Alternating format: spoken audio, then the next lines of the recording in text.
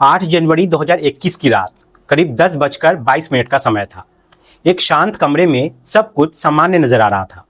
एक साध्वी अपने बिस्तर पर लेटी हुई थी, जैसे रोज की तरह आराम कर रही हो, जबकि उसी कमरे में एक अन्य महिला इधर उधर अपने काम में लगी हुई थी। कभी वो बिस्तर ठीक कर रही थी तो कभी सामान को सजा रही थी। माहौल बिल्कुल साधारण था, लेकिन तभी अचानक एक ऐसा शख्स कमरे में दाखिल होता है जिसकी मौजूदगी इस पूरी कहानी को एक रहस्यमय मोड़ देने वाली थी। उस व्यक्ति ने भगवे रंग का कपड़ा पहन रखा था, सिर पर पगड़ी थी और चेहरे पर मास्क लगा हुआ था। वे धीरे धीरे साध्वी के पास पहुंचता है, उनके गले को छूते हुए उन्हें प्यार से पुचकारता है और फिर हल्का सा पीछे हट जाता है। अगले ही पल जो होता है वो किसी भी इंसान को सोचने पर मजबूर कर सकता है। साध्वी अचानक उठती है और उस व्यक्ति को गले लगा लेती है। यह दृश्य अपने आप में कई सवाल खड़े करता है और पहली नजर में किसी को भी असहज कर सकता है। समय बीतता गया और यह घटना धीरे धीरे यादों में धुंधली पड़ गई। लेकिन करीब 4 साल 6 महीने और 5 दिन बाद 13 जुलाई 2025 को यही वीडियो अचानक सोशल मीडिया पर वायरल हो जाता है। किसी को कुछ समझ नहीं आ रहा था कि आखिर इस वीडियो की सच्चाई क्या है। सबसे चौंकाने वाली बात तब सामने आती है जब यह खुलासा होता है कि जिस व्यक्ति ने साध्वी को छुआ और गले लगाया वो कोई और नहीं बल्कि उनका गुरु ही नहीं बल्कि उनका पिता भी था। ये जानकारी सामने आते ही सोशल मीडिया पर हंगामा मच जाता है। लोग इस रिश्ते को लेकर सवाल उठाने लगते हैं और तरह तरह की बातें करने लगते हैं। अब इधर इस वीडियो का मामला ठंडा भी नहीं पड़ा था कि करीब 6 महीने 15 दिन बाद एक और बड़ी घटना सामने आती है। राजस्थान के जोधपुर जिले के बोरानाडा थाना क्षेत्र में स्थित आरती नगर आश्रम से खबर आती है कि 23 वर्षीय साध्वी प्रेम बैसा की तबीयत अचानक बिगड़ गई है। एक दिन पहले ही वो अजमेर से कथा वाचन करके लौटी थी और लौटते ही उन्होंने अपने शरीर में दर्द और बुखार जैसी लक्षणों की शिकायत की थी। उन्होंने अपने गुरु और पिता वीरमनाथ को अपनी तबीयत के बारे में भी बताया था। स्थिति को देखते हुए तुरंत एक कंपाउंडर को बुलाया गया, जिसने जांच के बाद उसे एक इंजेक्शन दिया। लेकिन जैसे ही इंजेक्शन लगाया गया, महज 30 सेकंड के भीतर उनका शरीर ठंडा पड़ने लगा, जिससे वहां मौजूद लोग घबरा गए और स्थिति गंभीर हो गई। घबराहट के माहौल में तुरंत निर्णय लिया गया कि उन्हें अस्पताल ले जाया जाए। उन्हें पाल रोड स्थित प्रेक्षा हॉस्पिटल में ले जाया गया, लेकिन डॉक्टरों ने जांच के बाद साफ कह दिया कि उनकी मौत पहले ही हो चुकी है। इसी बीच एक चौंकाने वाली बात यह भी सामने आती है कि मौत के करीब 4 घंटे बाद रात करीब 9:30 बजे साध्वी के इंस्टाग्राम अकाउंट से एक पोस्ट डाली जाती है, जिसमें उनकी मौत की जानकारी दी जाती है। ये बात लोगों को और भी ज्यादा हैरान कर दे रही थी कि आखिर किसी की मौत के बाद उसी के अकाउंट से पोस्ट कैसे हो सकता है। साध्वी के सोशल मीडिया पर लाखों फॉलोअर्स थे और जैसे ही ये पोस्ट वायरल हुई, उनके भक्त और श्रद्धालु बड़ी संख्या में आश्रम पहुंचने लगे। देखते ही देखते वहां बहुत भीड़ इकट्ठा हो गई और माहौल तनावपूर्ण हो गया। हर किसी के मन में सिर्फ एक ही सवाल था, आखिर उनकी मौत के पीछे की सच्चाई क्या है। जब आश्रम में मौजूद लोगों से पूछताछ की गई तो हर बार अलग अलग जवाब सामने आए। कोई कहता कि वो बीमार थी और इंजेक्शन के बाद उनकी हालत और बिगड़ गई, तो कोई यहाँ पे कुछ और कहानी बताता। हर बार यहाँ पे बयान बदलने से लोगों का शक और ज्यादा गहरा होता चला गया। स्थिति को देखते हुए पुलिस को सूचना दी गई और पुलिस तुरंत मौके पे पहुंची। जांच शुरू हुई तो पाया गया कि साध्वी के पिता और गुरु वीरमनाथ बेहद घबराए हुए थे और जब उनसे पोस्टमार्टम कराने की बात कही गई तो उन्होंने शुरुआत में इसके लिए साफ इनकार कर दिया। यही वो पल था जब लोगों का शक और ज्यादा गहरा हो गया। हालांकि बाद में पुलिस के समझाने पर वे पोस्टमार्टम के लिए तैयार हो गए और पूरी प्रक्रिया की वीडियोग्राफी भी कराई गई। इस दौरान 2021 का वही सीसीटीवी वीडियो फिर से चर्चा में आ गया और लोग इस पूरे मामले को आपस में जोड़कर देखने लगे। अब ये मामला सिर्फ एक साधारण मौत का नहीं रह गया था, बल्कि एक गहरे रहस्य में बदल चुका था। हर कोई जानना चाहता था कि आखिर सच्चाई क्या है। क्या ये एक सामान्य मौत थी या इसके पीछे कोई साजिश छिपी हुई थी। पुलिस ने पोस्टमार्टम और फॉरेंसिक जांच के आधार पर सच्चाई सामने लाने की बात कही है, लेकिन जब तक रिपोर्ट सामने नहीं आती तब तक ये मामला सवालों और शक के घेरे में ही रहेगा। अब ये मामला यही खत्म नहीं हुआ, बल्कि जैसे जैसे समय बीतता गया इस कहानी की परतें और भी गहरी होती चली गई।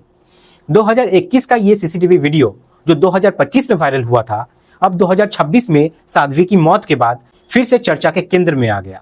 लोग उस वीडियो के हर एक फ्रेम को बार बार देखकर अपने अपने तरीके से निष्कर्ष निकालने लगे। किसी ने उसे एक साजिश बताया तो किसी ने इसे एक सामान्य पारिवारिक भावनात्मक पल कहा, जिसे गलत तरीके से यहाँ पे पेश किया गया। लेकिन सच्चाई क्या थी, ये अब भी एक बहुत बड़ा सवाल बना हुआ था। जांच में यह भी सामने आया कि 16 जुलाई 2025 को बोरानाडा थाना में एक एफआईआर दर्ज की गई थी। इस एफआईआर में जोगेंद्र उर्फ जोगाराम और उनकी पत्नी कृष्णा और एक अन्य व्यक्ति रमेश सहित कुछ अन्य पर आरोप लगाया गया था कि उन्होंने इस वीडियो को एडिट करके अपने पास रखा और करीब 4 साल तक इसके जरिए ब्लैकमेल करने की कोशिश की। आरोप यह था कि उन्होंने लाखों रुपए की मांग की थी और जब उनकी मांग पूरी नहीं हुई तो उन्होंने वीडियो को सोशल मीडिया पर वायरल कर दिया। पुलिस ने इन आरोपियों को गिरफ्तार भी किया था और पूछताछ के दौरान उन्होंने ये कबूल किया था कि उन्होंने दुश्मनी के चलते ये सब किया था, ताकि साध्वी की छवि खराब हो और उनके कार्यक्रम रद्द हो जाए। हालांकि ये बात सामने आने के बाद भी लोगों के मन में उठ रहे सवाल शांत नहीं हुए, क्योंकि वीडियो में जो दिख रहा था वह किसी भी आम इंसान के लिए असामान्य लग सकता था। यही वजह थी कि साध्वी को खुद सामने आकर सफाई देनी पड़ी थी। उन्होंने सोशल मीडिया के जरिए बताया था कि उस दिन वो मानसिक तनाव में थी और आराम कर रही थी। इसी दौरान उसके पिता आए और उन्हें समझाने की कोशिश की, लेकिन वीडियो को जिस तरह से काट छाट कर पेश किया गया उसने पूरी सच्चाई को बदल दिया और उनकी छवि को नुकसान पहुंचाया। इस पूरे विवाद ने न सिर्फ साध्वी की छवि को प्रभावित किया, बल्कि उनके पिता और गुरु वीरमनाथ की प्रतिष्ठा पर भी सवाल खड़े कर दिए। समाज में तरह तरह की चर्चाएं होने लगी। कुछ लोग उनके समर्थन में थे तो कुछ उनके खिलाफ। कई संतों और धार्मिक लोगों ने भी इस मामले पर आपत्ति जताई और कहा कि इस तरह के वीडियो को बिना पूरी सच्चाई जाने वायरल करना गलत बात है। लेकिन फिर 28 जनवरी 2026 की वो शाम आई जब साध्वी की अचानक मौत की खबर सामने आई और पूरे मामले ने एक बार फिर से नया मोड़ ले लिया। अब ये सिर्फ एक वायरल वीडियो का मामला नहीं रह गया था, बल्कि एक संगीन मौत की जांच बन चुकी थी। लोगों ने पुराने विवाद और इस नई घटना को आपस में जोड़ना शुरू कर दिया। सवाल उठने लगे कि क्या इस मौत का उस वीडियो से कोई संबंध था? क्या ये महज एक संयोग है या फिर इसके पीछे कोई गहरी साजिश छिपी हुई है? जांच के दौरान एक और चौंकाने वाली बात सामने आई कि आश्रम में लगे सीसीटीवी कैमरे के साथ छेड़छाड़ की गई थी। ये जानकारी सामने आते ही शक और भी ज्यादा यहाँ पे गहरा हो गया, क्योंकि अगर सब कुछ सामान्य था तो फिर कैमरे के साथ छेड़छाड़ क्यों की गई थी? ये सवाल अब जांच एजेंसियों के सामने सबसे बड़ी चुनौती बन चुका था। इसी बीच साध्वी के इंस्टाग्राम पोस्ट को लेकर भी कई सवाल उठे। पत्रकारों ने जब इस बारे में पूछा कि मौत के 4 घंटे बाद पोस्ट कैसे किया गया, तो जवाब मिला कि यह पोस्ट उनके सोशल मीडिया हैंडल को संभालने वाले व्यक्ति ने किया था। लेकिन इस जवाब ने भी लोगों के संदेह को पूरी तरह खत्म नहीं किया, क्योंकि पोस्ट की भाषा और समय ने यह आभास दिया कि जैसे खुद साध्वी ही अपनी मौत की बात कह रही हो। जैसे जैसे ये मामला बढ़ता गया, लोगों की भीड़ आश्रम के बाहर इकट्ठा होती गई। हर कोई सच्चाई जानना चाहता था। कुछ लोग न्याय की मांग कर रहे थे तो कुछ लोग इस मामले को दबाने की कोशिश का आरोप लगा रहे थे।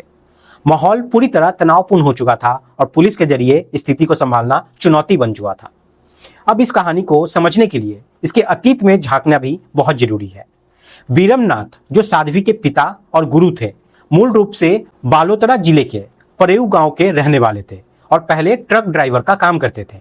उनकी पत्नी धार्मिक प्रवृत्ति की थी और हमेशा भक्ति में लीन रहती। एक समय ऐसा आया जब उन्होंने चौमासा व्रत रखने का जिद किया, जिसमें 4 महीने तक बिना अन्न जल के रहने का संकल्प लेना होता है। इस कठोर व्रत के चलते उनकी तबीयत बिगड़ गई और उसकी मौत हो गई। उस समय साध्वी बहुत छोटी थी।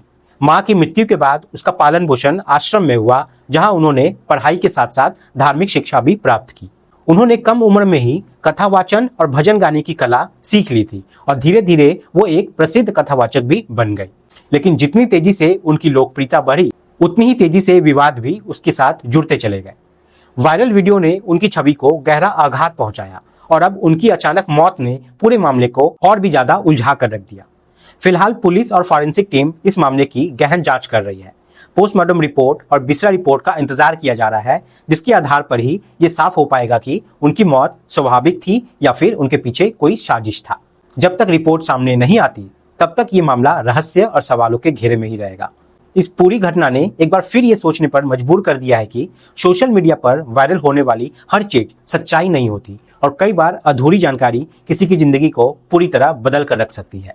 आप सभी यहाँ पे सतर्क रहें, सावधान रहें। जय हिंद, जय भारत।